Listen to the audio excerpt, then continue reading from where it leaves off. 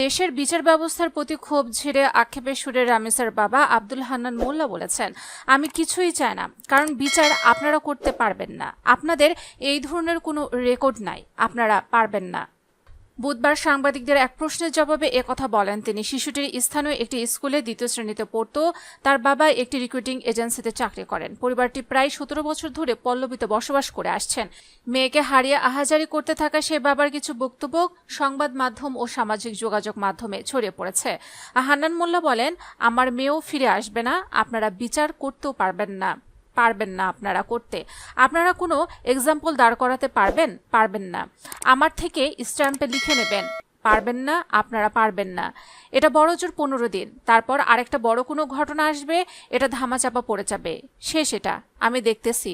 আমার বয়স 55 বছর। কোনো এক্সাম্পল আছে দিতে পারবেন?